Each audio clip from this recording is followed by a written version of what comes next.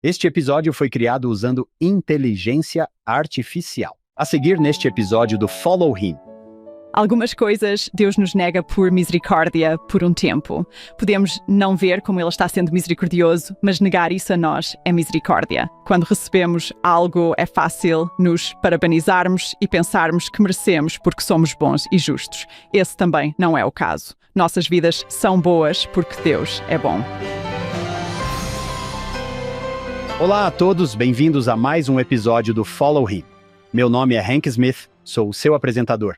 Estou aqui com meu obediente co-apresentador, John Bytheway. John, a lição desta semana se chama Eu vi seus sacrifícios em obediência. Quando vi isso, pensei, isso é típico do John, obediente. Pelo que você viu. Sim. Certo. Pelo menos em público. Sim. Certo, é verdade. John, temos a honra de ter conosco hoje a irmã Brittany Chapman Nash. Brittany, seja bem-vinda ao Follow Him. Estou feliz por estar aqui. Obrigada. Nós nos divertimos um pouco antes da gravação. Bem, nós, John e eu, nos divertimos. Brittany foi tolerante. Nós a bombardeamos com perguntas sobre ela e sua história. Foi muito divertido para nós aprender. John, a lição desta semana é sobre as sessões 129 a 132. Estamos chegando ao fim de Doutrina e Convênios. Alguma coisa vem à sua mente quando você pensa nessas sessões? Dinamite teológica? Podemos dizer assim? Há algumas coisas na sessão 130 que falam sobre a natureza de Deus que são bastante únicas para nós. Estou realmente ansioso pela sessão 132, porque eu realmente quero aprender. E é por isso que estou muito feliz por termos a Brittany conosco hoje. Lembro-me do meu bom amigo, o Dr. Alex Ball. Ele disse que entre 1820 e 1830, Joseph era cauteloso. Ele disse que entre 1830 e 1840, Joseph era corajoso. E então ele disse que de 1840 a 1844, ele era destemido. Estamos começando a ver isso aqui nessas sessões. Brittany, como você se preparou para hoje? O que podemos esperar? Como você mencionou, essas sessões estão repletas de conceitos doutrinários interessantes. Estamos abordando tudo, desde como interagir com o anjo ministrador até a nossa exaltação celestial. Em Doutrina e Convênios 132, estamos lidando com muitos assuntos importantes. Estou animada para explorar alguns desses conceitos. Especificamente, espero compartilhar algumas experiências que os santos dos últimos dias tiveram ao viverem em poligamia, porque é aí que passamos a entender um pouco mais a teologia do casamento plural, como ela era vivido. Isso é importante para que possamos compreender a teologia em si. John, você se lembra do Dr. McLean Heward vindo e nos dizendo para conhecermos essas pessoas, em vez de ficarmos ofendidos por elas? Conheça-as. Conheça suas histórias. Nunca vou esquecer isso. Em vez de ficarmos ofendidos por elas, vamos nos inspirar nelas. Eu pensei, uau, como você disse, Hank, isso deveria estar gravado em vinil em algum lugar na parede. Com certeza. John, devo dizer que, quando se trata de escolher o convidado para um determinado episódio, eu vou navegando, deixando as coisas fluírem e vendo o que acontece. Neste episódio em particular, John, posso dizer com 100% de certeza que eu já sabia há 4 anos, quando estávamos com a doutora Kate Holbrook. Eu sabia, quando estávamos gravando, quem viria, ou, pelo menos, quem eu iria convidar para participar desse episódio. Então, para mim, isso levou 4 anos para se concretizar. Agora, pode haver pessoas por aí que não estavam planejando conhecer a Brittany há 4 anos. Então, o que sabemos sobre ela? Eu ouvi o trabalho da irmã Brittany Chapman Nash, mas não a conheci. Há uma série de livros que a Deseret Book produziu nos últimos anos chamada Vamos Conversar Sobre, e trata de algumas questões difíceis. Vamos conversar sobre isso. O que sabemos? O que não sabemos? E um dos livros da Brittany é Vamos Conversar sobre Poligamia. Brittany, estou curioso. Você pode nos contar sobre todo o processo de elaboração deste livro? Recebi o convite para escrever Vamos Conversar sobre a Poligamia quando meu primeiro filho tinha 3 semanas de idade. Você não está ocupada. Sei que há uma grande curva de aprendizado na maternidade e já tinha feito alguns trabalhos antes de trabalhar na série Mulheres de Fé nos últimos dias. E passei a admirar e amar muito as mulheres da história, da Igreja de Jesus Cristo, dos santos dos últimos dias. E fiquei muito inspirada por suas histórias e vidas de fé, muitas das quais praticavam a poligamia. Então, quando me pediram para escrever este livro, fiquei totalmente sobrecarregada, como você pode imaginar com um recém-nascido. Meu marido me incentivou a tentar. Pense nisso. Por fim, decidi aceitar e a Deseret Book foi gentil em me dar um prazo longo e levei 3 anos para escrever este livrinho. Uma das razões pelas quais aceitei foi porque sabia que seria um livro curto e pensei, tudo bem, sim, eu poderia escrever um livro curto, mas mal sabia eu como seria difícil falar sobre um assunto tão vasto em 100 páginas. Isso realmente exigiu muita disciplina para filtrar as fontes e as histórias. Qual é a coisa mais importante a incluir?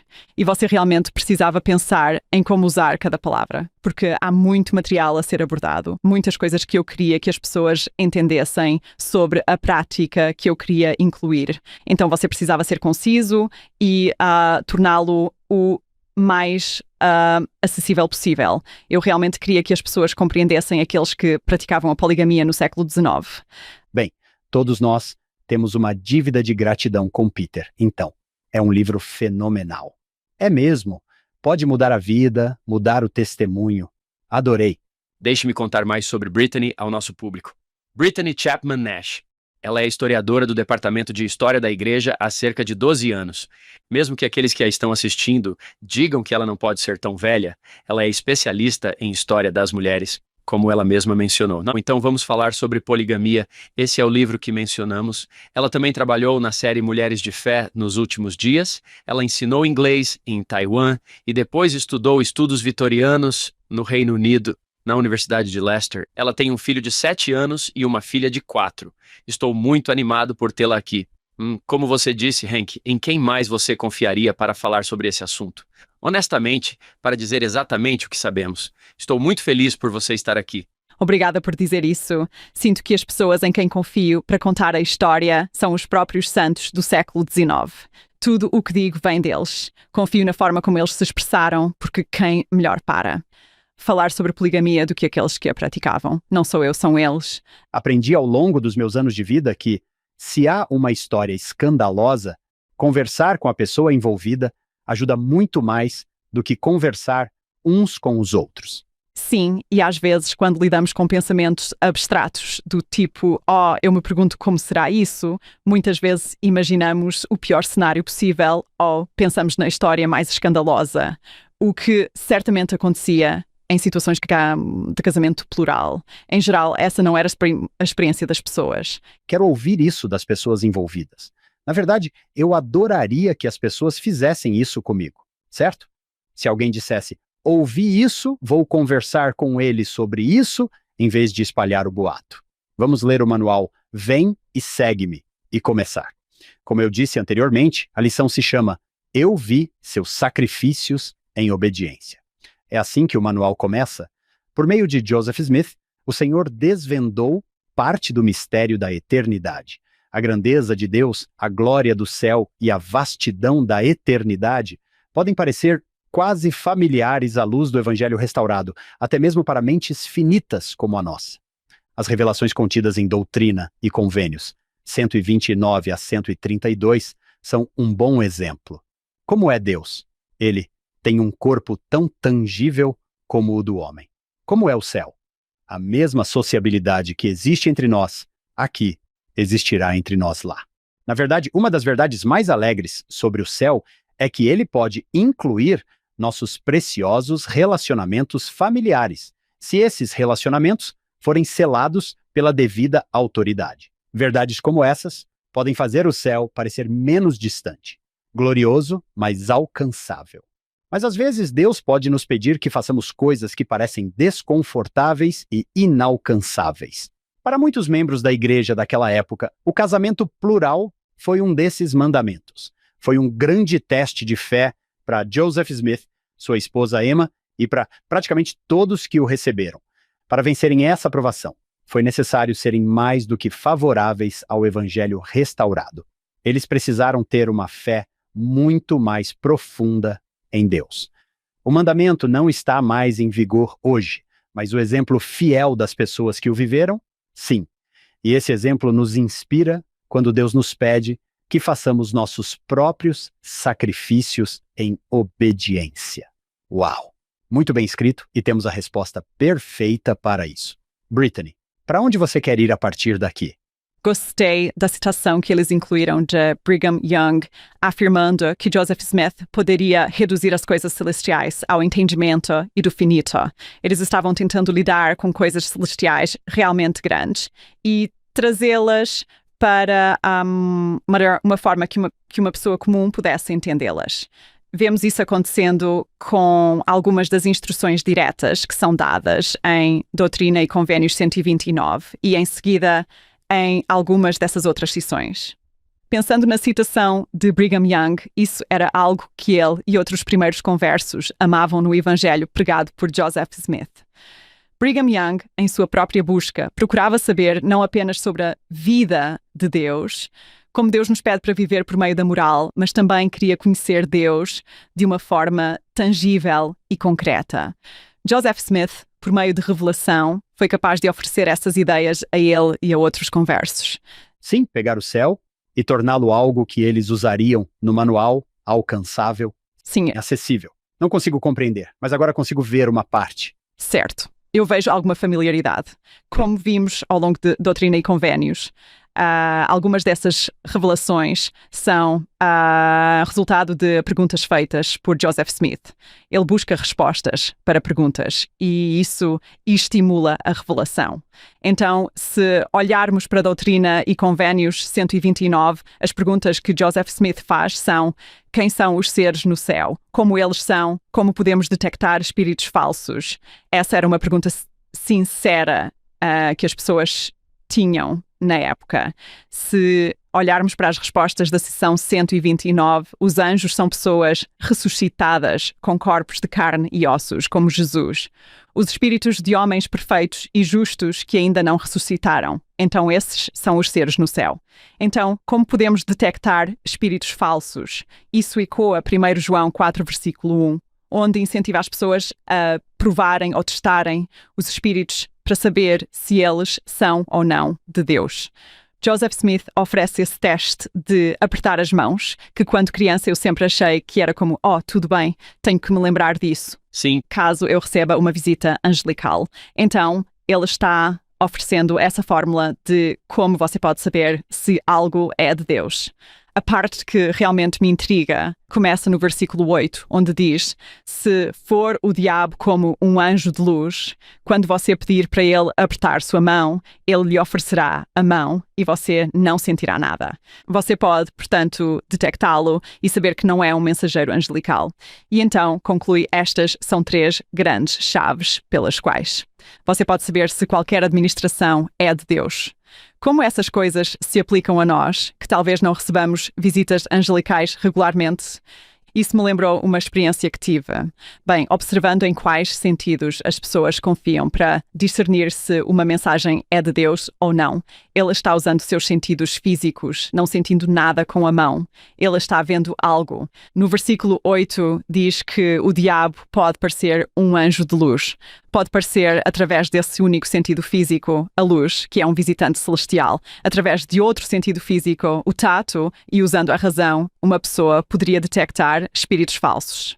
Enquanto refletia sobre como isso poderia se aplicar a mim, pensei na importância de usar nossa razão nas coisas espirituais e em compreender, talvez, como Deus pode estar se comunicando conosco, porque essa não é uma ferramenta que sempre usei na minha vida.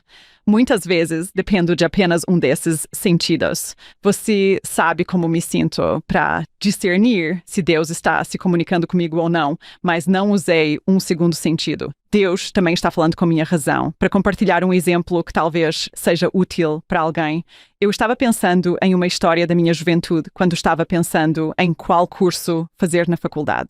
Eu estava em conflito pensando no que fazer, porque eu realmente queria uma manifestação e orientação significativas, pois sentia que isso era muito importante para a minha vida futura. Primeiro, fui para uma pequena faculdade de artes liberais, chamada Southern Virginia University, durante meus 2 primeiros anos. Foi uma experiência maravilhosa. Eu sentia que deveria me formar em música naquela época, porque eu gosto de cantar. Fiz isso e foi uma experiência fantástica na Southern Virginia University, porque você está nessa comunidade aconchegante e adorável. As pessoas te incentivam e você tem muitas oportunidades de compartilhar seus talentos e é apreciado por eles. Porque na época em que estudei lá, havia menos de 400 alunos. Era um lugar adorável. Sim, eu também estava lá no início. Era uma comunidade pequena e muito unida que ia ao Subway junto. Exatamente. Então me transferi para a Universidade Brigham Young.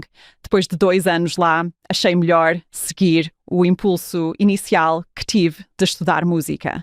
A Universidade Brigham Young é uma experiência incrivelmente diferente da Southern Virginia University. Tem dezenas de milhares de alunos. E você não conhece todo mundo? Não. O programa de música lá é extremamente competitivo. No meu primeiro ano lá, eu estava me preparando para fazer o teste para a escola de música. Foi um ano torturante. Eu persisti porque estava seguindo somente essa inspiração que tinha recebido e confiando apenas nos meus sentimentos, sem usar a razão. Não estou falando de forma abrangente sobre todas as experiências espirituais, mas estou compartilhando isso pelo que vale a pena. No final do ano letivo, descobri que estava orando para não entrar na escola de música porque era muito competitiva. Eu não queria me formar em música, mas não sabia como tirar da cabeça esse compromisso que tinha com essa impressão espiritual. Pai Celestial, por favor, retire isso, certo? Sim, eu não fui aceita na escola de música e fiquei muito aliviada porque senti um enorme alívio por poder fazer o que queria, como escolher meu próprio caminho, usar minha razão. Naquela época da minha vida, eu não sabia como detectar ou confiar na minha razão porque eu estava sendo levada pela emoção. Acho que, nesse ponto, precisamos ter cuidado ao misturar emoção com inspirações espirituais. E nossa razão pode nos ajudar a fazer esse discernimento. Se eu tivesse confiado um pouco mais na minha razão, teria sido poupada de uma experiência potencialmente muito difícil, mas o Senhor faz todas as coisas para o nosso bem e para mim, olhando para trás, pensando em como Deus se comunica conosco, acredito que Ele apela tanto para o nosso intelecto quanto para o nosso espírito. Brittany, você estava falando sobre os sentidos, certo? Toque, visão, e você estava falando sobre sentimentos. É em Alma 32 que a alma fala sobre a semente e como ela cresce. E ele diz, você provará essa luz. Quando você provar essa luz. O que é uma mistura de metáforas? Normalmente vemos a luz e provamos o fruto. Aqui vamos provar a luz. Nenhum de nós entrou no estúdio hoje e disse, essa luz tem um gosto bom, né? É uma luz boa. Tem um gosto bom. Eu coloquei isso como uma referência cruzada. Ele vai parecer um anjo de luz. Então talvez pareça, mas não é a mesma coisa. Sim, Não tem o gosto certo. Não estou percebendo isso. Sim, é como um fogo pintado. Parece certo, mas não parece o mesmo. É fácil esquecer que Deus quer se comunicar conosco, que Ele quer nos alcançar. É bom procurar várias maneiras pelas quais Ele está tentando falar conosco. É algo que leva tempo e experiência para discernir. Essa foi uma experiência da minha vida que me ajudou a ver mais claramente como Deus se comunicava comigo e que era importante usar tanto a razão quanto o sentimento. Isso também está em Doutrina e Convênios. Falarei à sua mente e ao seu coração. Quase como o acelerador e o freio. Mente e coração. Preciso dos dois. Acho que essa é uma ótima analogia. Sim, Brittany, você me fez rir há pouco quando disse, para aqueles de nós que não têm essas experiências regulares com anjos. Aqui está, Joseph Smith, escrevendo isso. Ele parece quase casual, como se isso não acontecesse com todo mundo. sim, Isso é um bom conhecimento, porque você pode usar isso no dia a dia. E você e eu, especialmente quando eu era mais jovem, lembro-me de pensar. Vou lembrar disso, caso isso aconteça. No seu estudo da história dos santos dos últimos dias, há anjos. Sim, e as pessoas, os primeiros santos dos últimos dias, recebiam visitas. Era mais um dom espiritual que eles buscavam na época. Essa era uma maneira de receberem mensagens espirituais para as quais estavam abertos. Sim, e imagino que qualquer pessoa que receba esse tipo de experiência as mantenha bem próximas de si. Certo. Muito próximo do coração deles, certo? Eu diria que as coisas sobre as quais você leu provavelmente estão em diários, cartas. Elas tendem a não estar em fontes publicadas. Sim. Então, John, isso provavelmente acontece com você.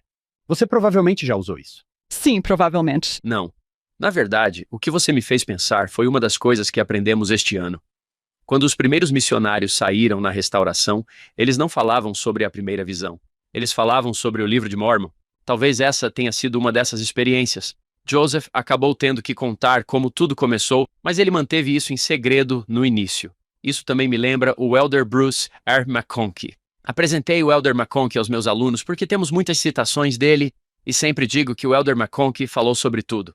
Então, às vezes, se você não conseguir encontrar uma declaração sobre algo, provavelmente encontrará algo que o Elder McConkie disse.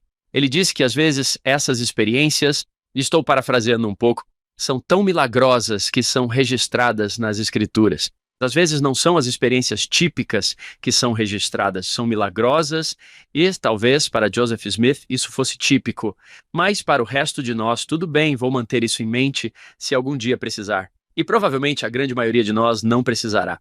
Acho que ele também estava respondendo às pessoas que se aproximavam dele e perguntavam: como posso saber se estou vendo esses anjos? John, isso me lembra que tivemos 2 atletas olímpicos este ano, Peter Vidmar e Noel Picos Pace. Certo? E eles falaram sobre as Olimpíadas com tanta naturalidade. Ah, você não odeia quando está nas Olimpíadas e se machuca?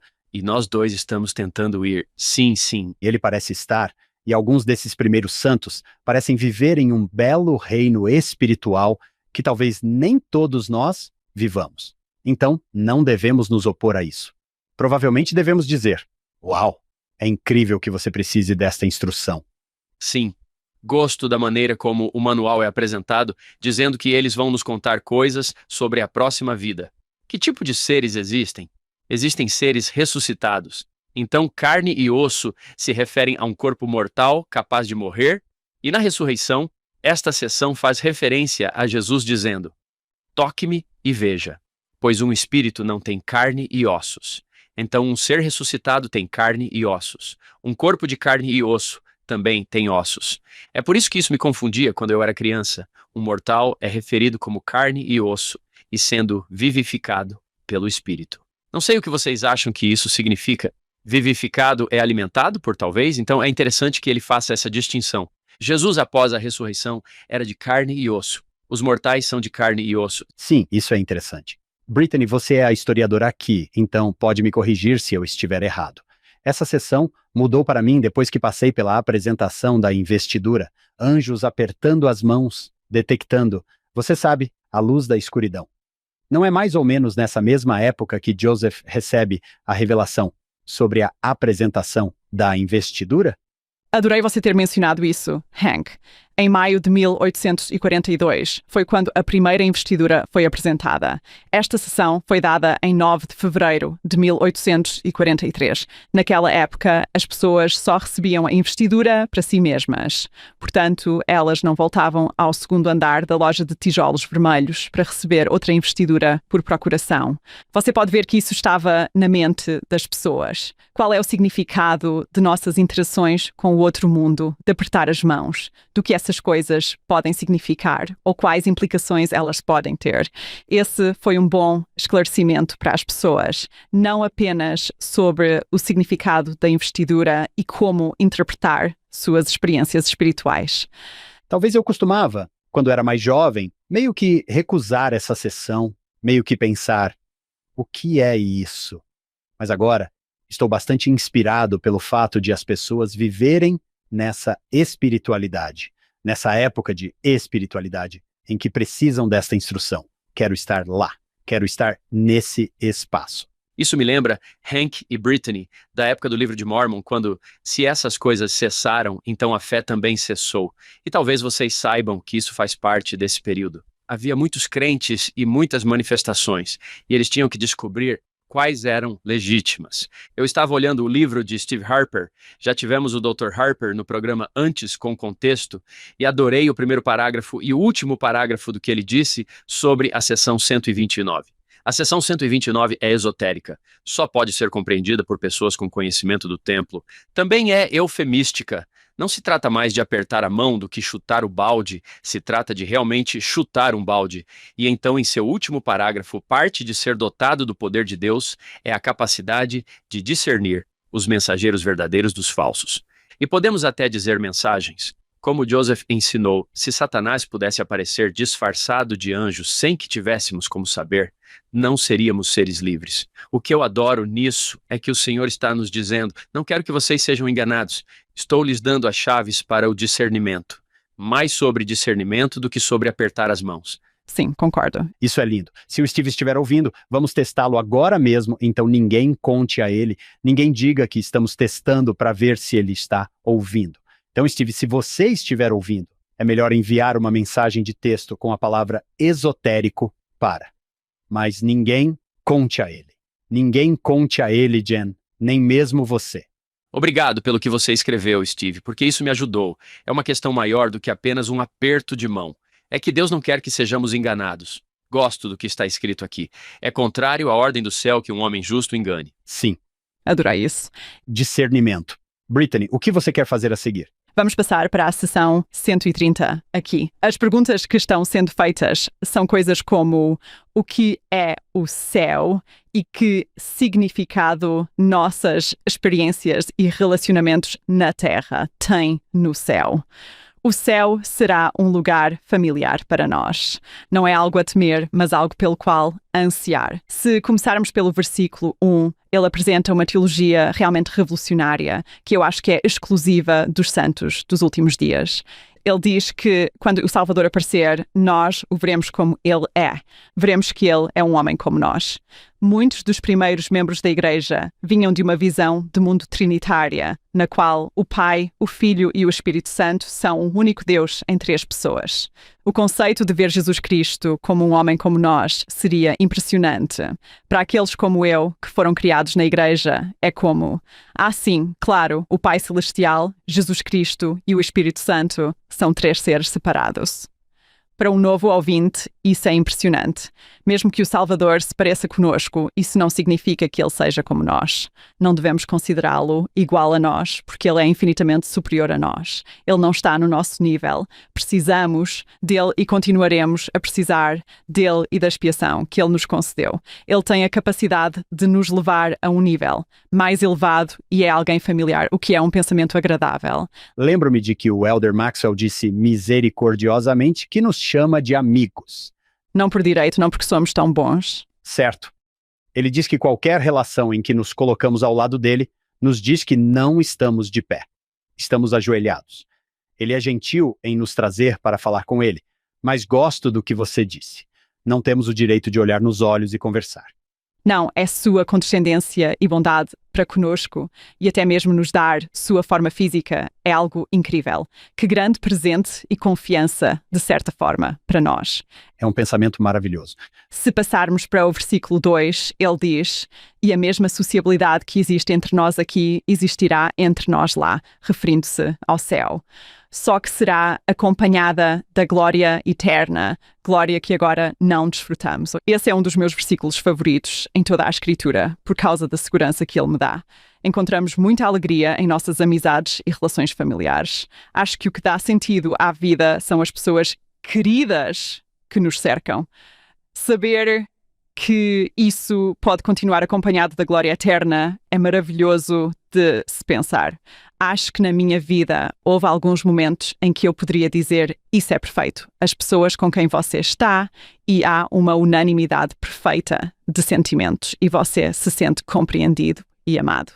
Houve algumas vezes na minha vida em que senti como se tivesse provado o céu, e sempre foi quando estava na companhia de outras pessoas. Quando penso também no conceito de glória eterna, penso na graça que isso nos dá, juntamente com a glória eterna. Talvez não tenhamos os obstáculos que nos impedem de ter melhores relacionamentos agora, em nossas vidas. Quando penso nos relacionamentos que gostaria de poder refazer, gostaria de ter entendido melhor aquela pessoa, gostaria de não ter sido tão orgulhoso em minha interação. Espero que essa barreira de incompreensão humana seja removida, que isso faça parte do conceito de estar associado à glória eterna. Anseio por uma segunda chance em algumas situações que tive com pessoas, porque somos seres humanos finitos. Não temos o conhecimento que gostaríamos de ter sobre outras pessoas. Acho que essa declaração de Joseph Smith poderia ter sido incluída na seção 130 aqui. John e Brittany, vocês dois sabem disso. A amizade é um dos grandes princípios fundamentais do mormonismo, destinado a revolucionar e civilizar o mundo, fazer com que as guerras e contendas cessem e que os homens se tornem amigos e irmãos. Sim, isso é fantástico. John, você se lembra quando a doutora Rebecca Clark esteve aqui e falou, acho que no quarto Nefe, sobre o céu, ela disse, imaginem o céu, ela disse. Não imaginem ruas douradas, harpas ou nuvens. Quem vocês imaginam? Seus amigos, sua família, pessoas. O céu tem tudo a ver com pessoas. Brittany, que pensamento lindo. Como você disse isso, às vezes em que você experimentou o paraíso foi com outras pessoas. Acho que são momentos da árvore da vida em que você sente o amor de Deus. É com as pessoas com quem você está. Um dos meus versículos favoritos é 2. E parece que a maioria das pessoas, dentro ou fora da nossa fé específica, tem essa ideia de que vou vê-las novamente, que elas estão cuidando de nós agora, ou senti minha mãe comigo hoje, ou senti meu pai comigo hoje, para ele simplesmente sair e dizer isso. Sim, a mesma sociabilidade que existe aqui, existirá lá. É enorme. E eu adoro isso e tenho essa expectativa de ver todos novamente e eles nos verem em reuniões maravilhosas. Falamos sobre isso o tempo todo. Acho que já te contei isso antes, mas eu tinha um membro da minha ala que disse: eu fui a muitas reuniões, como todos nós. A irmã Marsh, que adora nosso podcast, disse: mas as reuniões que mais me mudaram foram os funerais. Uma delas é que isso cria a expectativa de que vamos vê-los novamente. Adoro esse versículo que nos diz isso. Sim, você vai.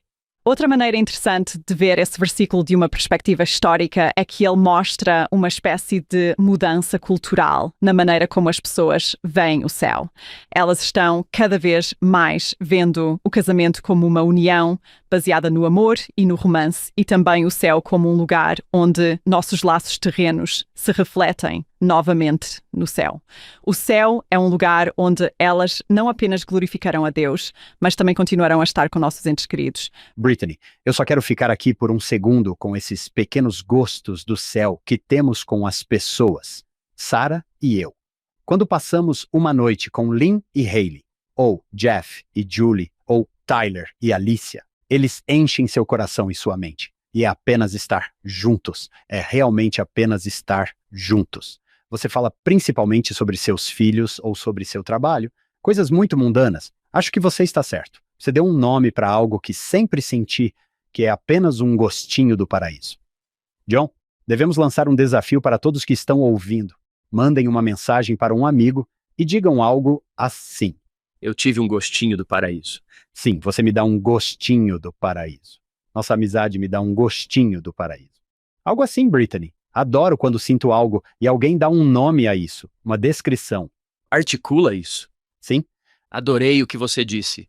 Todos nós temos pessoas de quem sentimos muita saudade. Há uma expectativa esperançosa dessa. Sociabilidade, que é uma palavra estranha que só vi em um lugar na minha vida, bem ali. Essa ideia de que não, essa expectativa é de que haverá esse tipo de comunidade. Haverá novamente aqueles momentos com os grupos que amamos. E isso nos dá tanta esperança e tanto significado. Uma maneira de nos mantermos firmes quando as coisas estão difíceis de esperar. Estar nesse estado perfeito com nossos entes queridos para sempre. Brittany, tivemos 2 colegas suas que participaram do programa e já faleceram. Melissa Inouye, há 4 anos. Kate Holbrook, na mesma sessão de doutrina e convênios. Acho que Joseph Smith disse que a ideia de que verei meus amigos novamente, minha família novamente, é uma expectativa gloriosa. Não é apenas uma esperança, é uma expectativa. E acho que essa é provavelmente a única maneira de lidar com a profundidade da tristeza quando você perde alguém que ama tanto. Essa é a visão esperançosa. Sim, Meu coração está cheio de Kate Holbrook, pensando nela o dia todo hoje, sabendo que há 4 anos ela falou sobre essas sessões, o quanto eu a amava e admirava como amiga e ser humano. Eu estava pensando em Melissa, bem como nós em o tio Trey, colega minha que faleceu. Eu estava pensando na minha última interação com Melissa. A última conversa que tivemos em abril de 2024. Eu ia falar na Southern Virginia University para dar uma palestra aos alunos. Melissa também tinha falado lá e quando conversamos, ela não falou sobre o câncer que estava enfrentando. Ela não falou sobre suas dificuldades. Ela apenas me perguntou alegremente: Brittany, você já falou na Southern Virginia University? Lembrando-me dessa conversa que tivemos antes, fiquei muito impressionada por ela estar passando por tanto sofrimento, mas ainda assim se lembrar dessa conversa boba que teve com uma amiga. Sou muito grata por ter tido essas 2 colegas e amigas maravilhosas na minha vida. a mesma sociabilidade que existe entre nós aqui existirá entre nós lá, só que será melhor, certo? Que pensamento melhor. Vamos encerrar por aqui. Uma das coisas que adoramos no que Melissa nos ensinou foi que podemos falar sobre os outros e resgatar a reputação deles. Isso nos diz que veremos essas pessoas novamente. Precisamos ter cuidado com o que dizemos sobre as pessoas, que vamos vê-las novamente e ajudá-las a resgatar sua reputação. Isso vai de encontro com isso. Vamos vê-las novamente. Imagino que os ouvintes possam estar ouvindo isso pela primeira vez e pensando: sério? Que bom! Quando você pensa na mortalidade infantil e em todos os bebês que Joseph e Emma enterraram e todos os outros, apenas a mortalidade infantil sendo alta, a malária e as doenças, essa expectativa de reencontro é sério? John, eu tinha isso preparado para um pouco mais tarde em nosso programa, mas acho que é um bom momento para ler isso agora. Este é Parley P. Pratt quando ele diz: Joseph me falou sobre o casamento eterno. Ele disse: foi nessa época que recebi dele, Joseph Smith, a primeira ideia da organização familiar eterna e da união eterna dos sexos nessas relações inexprimíveis e cativantes, que somente os altamente intelectuais, os refinados e puros de coração, sabem valorizar e que são a base de tudo o que é digno de ser chamado de felicidade. Até então, eu havia aprendido a estimar os afetos e simpatias familiares como pertencentes exclusivamente a este estado transitório, acho que se referindo a esta terra como algo do qual o coração deve ser totalmente desligado para estar apto para o estado celestial. Foi Joseph Smith quem me ensinou a valorizar as relações afetuosas entre pai e mãe, marido e mulher, irmão e irmã, filho e filha. Foi com ele que aprendi que minha esposa poderia ficar comigo por toda a eternidade e ela faleceu. Thankful Pratt, em Kirtland, e que as simpatias e afetos refinados que nos uniam emanavam da fonte do amor eterno divino. Foi com ele que aprendi que podemos cultivar esses afetos e crescer e aumentar na mesma coisa por toda a eternidade, enquanto o resultado de nossa união infinita seria uma descendência tão numerosa quanto as estrelas do céu ou as areias da praia. Eu já havia amado antes, mas não sabia por quê. Agora, porém, amava com uma pureza, uma intensidade de sentimentos elevados e exaltados, que elevavam minha alma das coisas transitórias desta esfera humilde e a expandiam como o oceano. Nossa, Parley sabia escrever, não é? Eu gostaria de saber escrever como Parley P. Pratt. Eu sei. Parley P. Pratt tinha várias esposas. Ele era um dos poucos homens que conseguia fazer com que todas as suas esposas se sentissem igualmente amadas. Cada uma delas se sentia muito especial para ele e amada de maneira única. Esse é um dom especial que nem todos os maridos plurais tinham. Há algo em Parley e nas relações familiares que você realmente parece compreender e valorizar. Bem, isso é um trailer do que está por vir. Brittany, já estamos aqui há algum tempo e cobrimos apenas uma pequena parte da lição. O que mais você quer abordar na sessão 130? Sei que você adoraria cobrir todos os versículos. Quero chegar ao 132. Vamos pular para o versículo 18, onde diz que qualquer princípio de inteligência que alcançarmos nesta vida ressuscitará conosco na ressurreição. E se uma pessoa adquirir mais conhecimento e inteligência nesta vida por meio de sua diligência e obediência do que outra, ela terá uma grande vantagem no mundo vindouro. E isso é um ótimo alimento para o pensamento, abordando esta vida como um campo de treinamento. Podemos usar bem nosso tempo aqui e vê-lo como a grande escola que é. Ou podemos desperdiçá-lo. O que há de único nesta vida que talvez não possamos aprender no céu. A razão pela qual tivemos que vir aqui para nossos corpos terrenos. Essa é uma coisa. Uma maneira de obtermos conhecimento nesta vida é por meio do que experimentamos em nossos corpos. Aprendemos muito com nossos corpos. Disciplina, fazendo coisas fisicamente difíceis, como controlar nossas paixões. Nossas paixões podem ser diversas, você sabe, gula, sexualidade. Estamos tentando aprender a nos disciplinar. Além disso, a doença, é tão difícil suportar a doença, não ter nossos corpos funcionando da maneira que queremos. Mas isso também é um grande campo de treinamento. Lembro-me de ter feito uma cesariana quando dei à luz Andrew, a minha segunda filha. O processo de recuperação é difícil. Pela primeira vez, tive um vislumbre de como seria ter uma doença crónica. A dificuldade que isso poderia causar. Isso fez-me pensar em Spencer W. Kimball. Não sei se algum de vocês se lembra muito do seu legado com a doença. Vou apenas citar uma frase. Ele sofreu com muitas coisas. Começando na infância com furúnculos aos 30 anos, vários ataques cardíacos aos 50 e depois câncer recorrente na garganta, que afetou a maneira como ele falava, e como apóstolo e mais tarde profeta. Isso era essencial para poder falar aos membros da igreja. Aos 80 anos, ele sofreu 3 hemorragias cerebrais. Ele lidou com esses desafios físicos, incrivelmente difíceis enquanto desempenhava funções de grande responsabilidade em um cargo público. Ele disse isso e eu penso nisso ocasionalmente. Quando sinto uma pena e de mim mesmo por não estar me sentindo bem ou algo assim, ele diz: você já viu alguém que ficou indefeso por tanto tempo, que se livrou de toda a inveja, ciúme e maldade em toda a sua vida e aperfeiçoou a sua vida? Nenhuma dor sofrida por homem ou mulher, terra será sem seus efeitos compensatórios se for sofrida com resignação e enfrentada com paciência. Às vezes, a doença é uma grande bênção. As pessoas se tornam anjos por meio da doença. Eu reflito sobre como as doenças físicas podem ser purificadoras se as pessoas permitirem. E isso é difícil de fazer. Essa é uma coisa que podemos aprender ganhando inteligência e conhecimento nesta vida. Eventualmente, esse conhecimento será uma vantagem no mundo vindouro, de alguma forma, por meio do que ele nos ensina espiritualmente. Fico feliz que você tenha mencionado esse versículo, Brittany. Sempre acreditei que, qualquer que seja o princípio de inteligência que alcançarmos nesta vida, ele se elevará conosco na ressurreição. Isso meio que dá vontade de fazer uma lista. O que mais posso levar comigo? O que passa pelo caixa chamado morte. Lembro-me de Og Mandino, que escreveu algo como: a morte descarregará sua carga.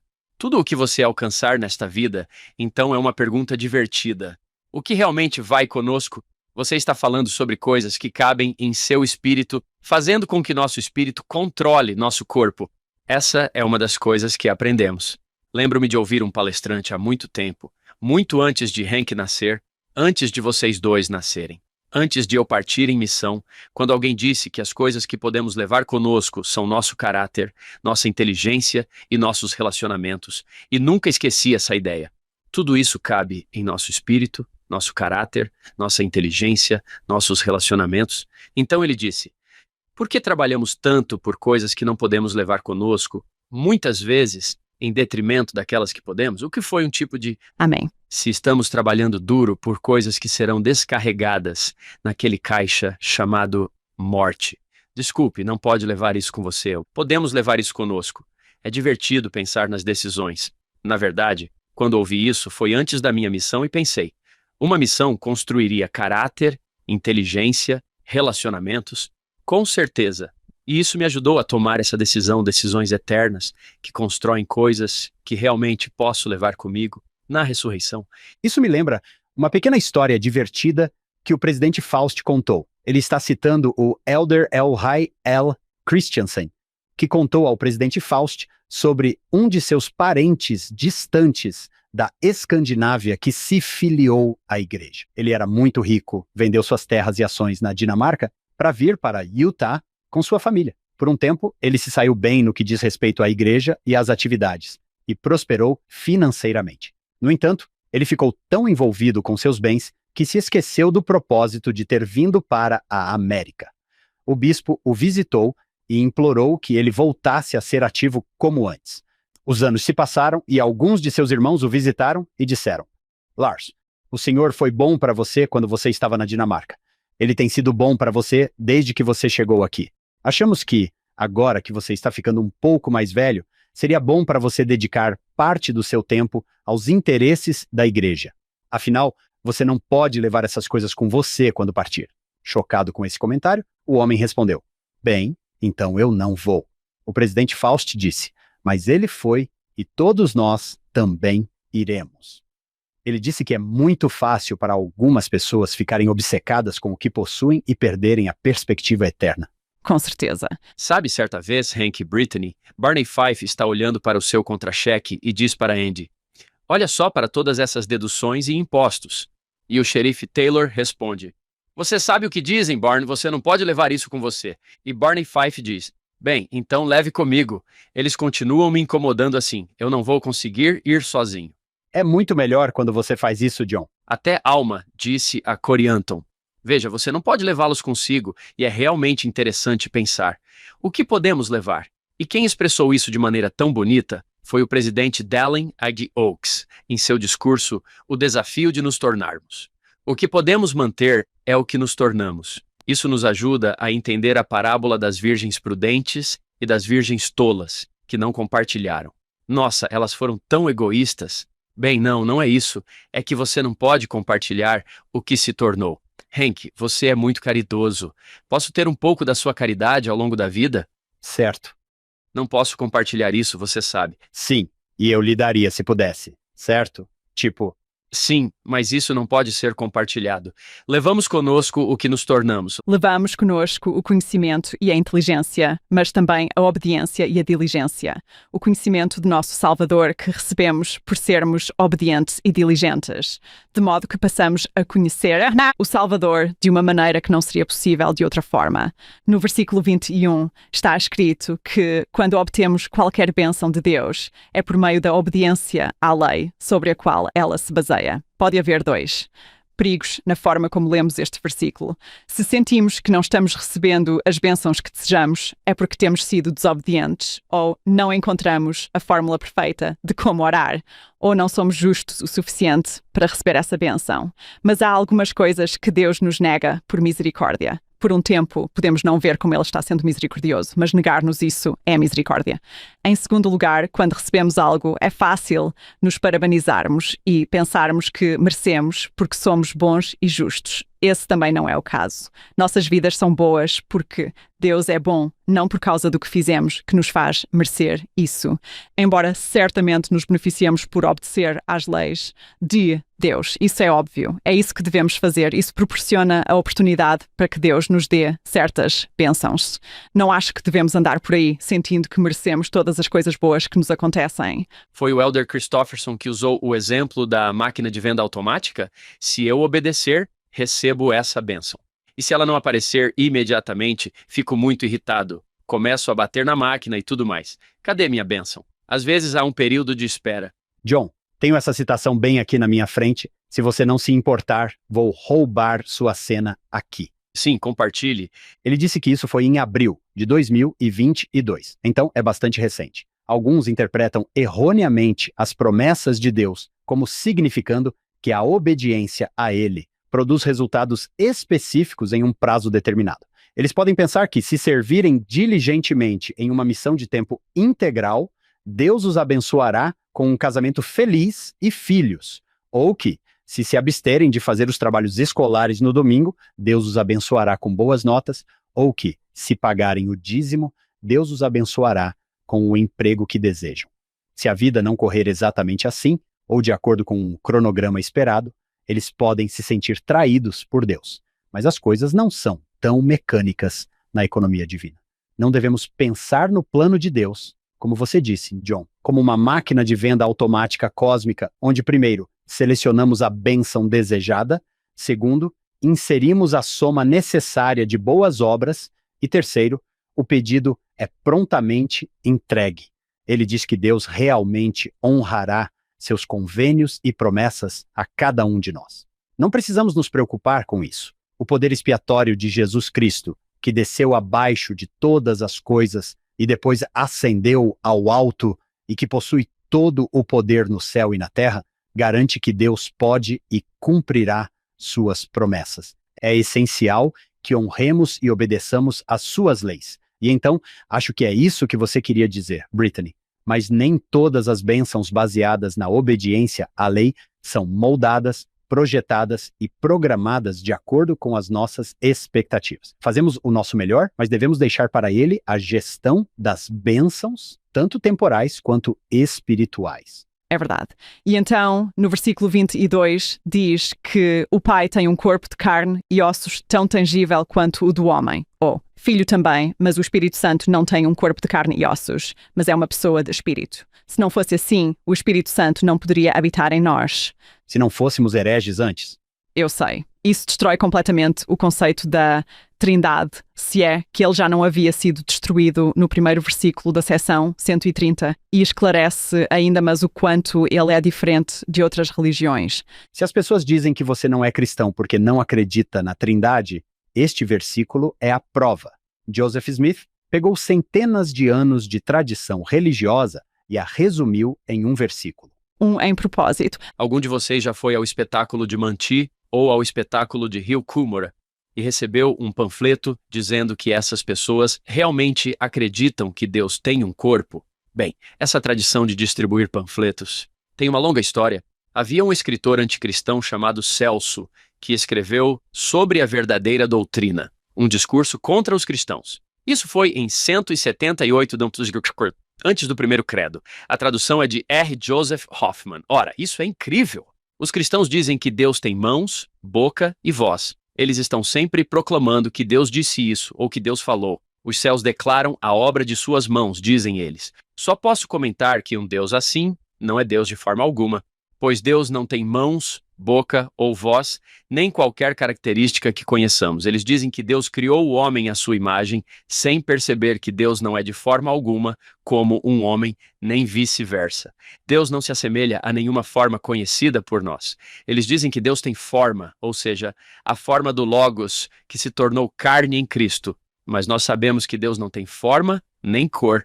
Eles dizem que Deus se moveu sobre as águas que criou, mas sabemos que é contrário à natureza de Deus se mover. Suas doutrinas absurdas chegam a conter referências a Deus caminhando no jardim que criou para o homem.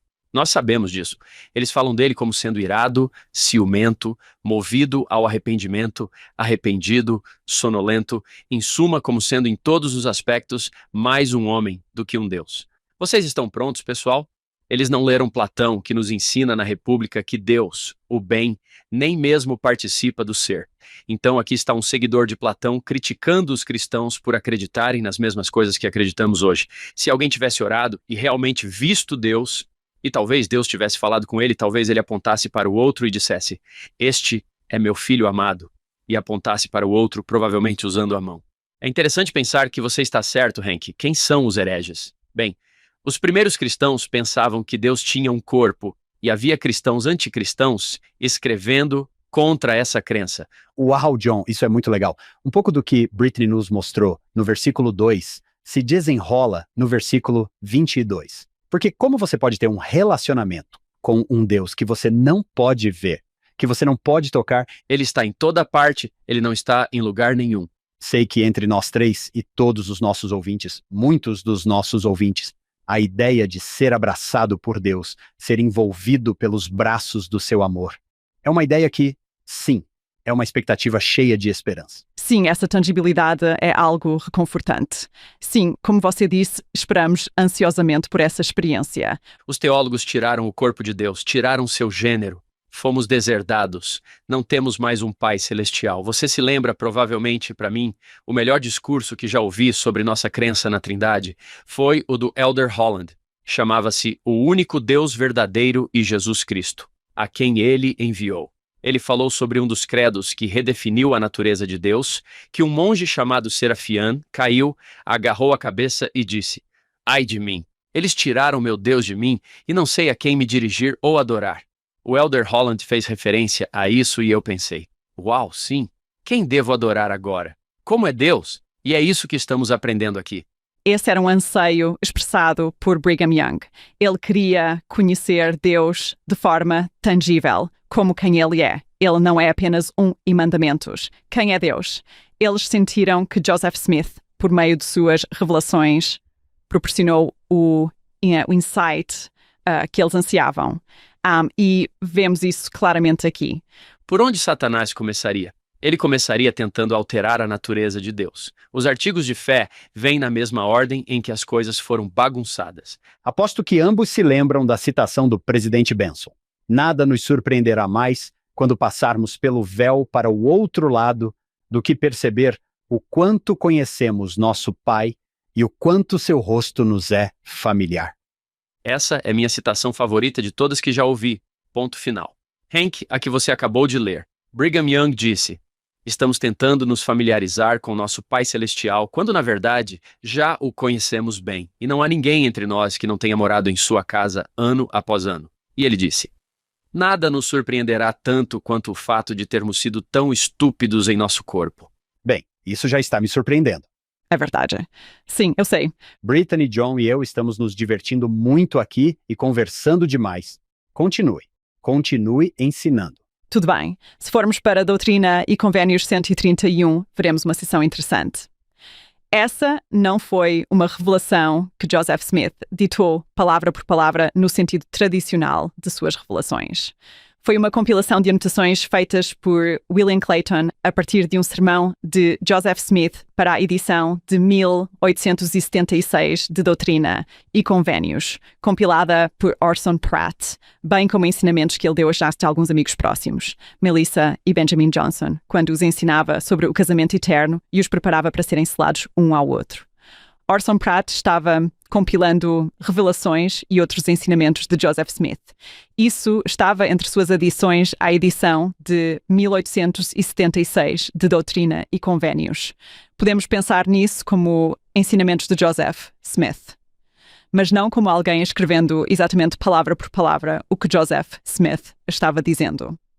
Primeiro, diz que na glória celestial há 3 céus ou graus. Houve alguma discussão sobre este primeiro versículo. Isso significa que no reino celestial há 3 graus de glória dentro dele, ou está-se referindo simplesmente aos reinos II, terrestre e celestial, esses 3 reinos. Há uma fonte convincente de Orson Pratt que pregava em 1875. Esperamos ter alguma doutrina esclarecedora que expresse exatamente o que podemos esperar na próxima vida com relação a esse princípio, porque não temos nada diretamente de Joseph Smith que eu saiba que esclareça exatamente como será o reino celestial no próximo mundo. O que nosso senso básico é que são graus de glória. Orson Pratt, em 1875, disse que milhões e milhões que podem alcançar o reino celestial, se abraçarem o Evangelho, não alcançarão a ordem mais elevada de glória nesse reino, pois há diferentes graus de glória mesmo nesse único reino. A leitura desse versículo passou por diferentes iterações ao longo do tempo. Parece-me muito convincente que isso implica que existem diferentes graus de glória dentro do reino celestial ou dentro de todos esses reinos. Podemos ver isso voltando a uma citação de Orson Pratt. Ele estava pregando em 1875 e Orson Pratt era um apóstolo de Joseph Smith. Aprendeu sobre o casamento plural com ele, como Parley P. Pratt na citação que você leu anteriormente, Hank, sobre aprender com Joseph Smith, a ordem do céu e o papel da família no céu. Eu diria que esses irmãos provavelmente têm uma boa compreensão do que Joseph Smith estava expressando.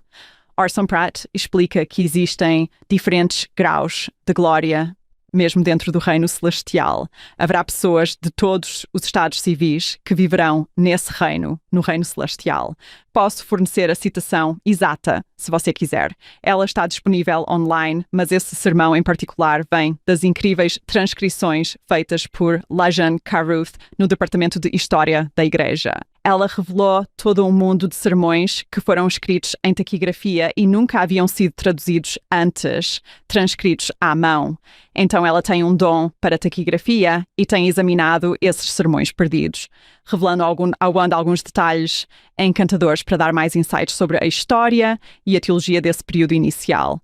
Você está certo ao dizer que isso é teológico, ponto após ponto de admiração. Comparando com o que está sendo ensinado por outras religiões cristãs na época, você vê o quanto é divergente o que as pessoas estão acostumadas a vivenciar na igreja. Sim, Deus tem um corpo. Eu sou casada no céu. Sim. Tenho a mesma sociabilidade. Isso é muito divertido. Frequentemente me pego citando a seção 131, versículo 6, que diz que não se pode ser salvo na ignorância. O que significa que, eventualmente, você tem que aprender todas essas coisas. Iremos para o reino celestial e diremos, não tenho ideia de como cheguei aqui, mas estou muito feliz por estar aqui. Então, às vezes, como talvez hoje, Brittany, queremos evitar alguns assuntos como, prefiro não saber sobre isso. E acho que Joseph Smith, o Senhor, está ensinando aqui. Isso remete à seção 130, para adquirir conhecimento e inteligência nesta vida. Estou animado para continuarmos nossa discussão, porque não posso ser salvo na ignorância. Então estou animado para que Brittany me ensine. Também adoro o versículo 7, uma ideia tão fascinante de que todo espírito é matéria, mas é mais sutil ou puro e só pode ser discernido por olhos puros. Uau, isso é ótimo! Como você chama isso metafísica? É tão legal ouvirmos escrituras ou histórias sobre nossos olhos serem abertos, e eu me pergunto se é isso que significa, que olhos mais puros de alguma forma podem ver as coisas espirituais de uma maneira melhor. Mas o espírito é matéria. É apenas mais puro e refinado. Uma das razões pelas quais Platão não gostava dessa ideia de Deus ter um corpo, se eu entendi corretamente, é que a matéria é má, grosseira e não refinada na filosofia grega, né? Portanto, para Deus ter um corpo, mas isso se refere a algo refinado, belo, a ressurreição é um corpo ressuscitado. Não é como o tipo de corpo grosseiro e corruptível, para usar as palavras de Paulo. Estou no caminho certo aqui? Acho isso super interessante. John, quando você disse que, se pudermos nos tornar puros, poderemos ver isso. Você se lembra de Eliseu e do jovem? Quando o jovem diz que serão destruídos, Eliseu ora, querido Senhor, abra os olhos deste jovem. E ele vê. O que ele vê? Os cavalos e as carruagens de fogo. Carruagens, sim. Uau, John, eu nunca tinha associado essas duas coisas.